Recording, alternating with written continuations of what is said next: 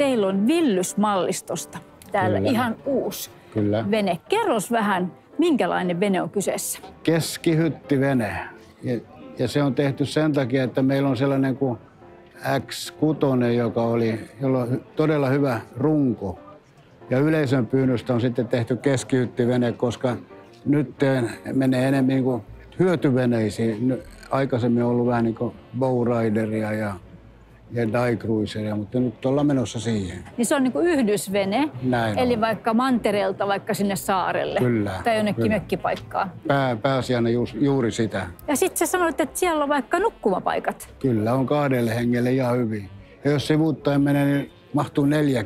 Niin, eli sittenhän se vähän on vaikka semmoinen retkivenekin siinä kohtaa. Vähän näin. Lisävarusteilla sen saa kyllä retkeilykuntoonkin.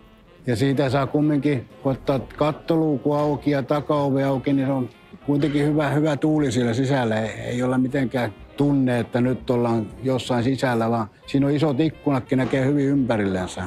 Kuinka monen vuoden kokemus ja kehitys sulla on Villys-veneistä? Mä piirsin ensimmäisen vuonna 1989. Mä aloitin malliseppänen nauturilla 1981. Silloin piirrettiin kaikki yksi yhteen, kun aloitettiin se veneen rungo ja kannenteko. Mitä palautetta sä oot sanonut? Mitä ne asiakkaat sanoo Villyksestä? Mä oon saanut hyvää palautetta. Kaikki on ollut tyytyväisiä sekä laatuun että hintasuhteeseen. Jos nyt ajatellaan vaikka tätä tämän kesän uutuusmallia, mitä sä näkisit, että siinä on niin kuin parhaita puolia? Parhaita puolia on ajettavuus ja sitten, että saa laittaa ovet kiinni ja sitten ollaan turvassa.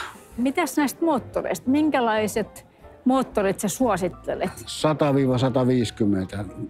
Suurimmalle osalle riittää varmaan tuo 100, koska se kulkee jo sillä 33 solmua.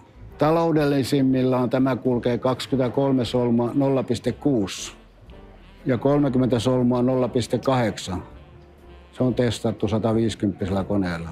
Miten se kulutus pysyy kuitenkin näin kohtuullisena? Minkälainen ominaisuus siinä on? Mä ajattelen, että se riippuu siitä, että siinä on muuttuva V-pohja koko matka. Jos se on muuttuva V-pohja koko matkan, onko se niin kuin tavallaan, että se niin kuin tavallaan halkoo niin kuin paremmin vettä vai mikä se on se V-pohjan etu?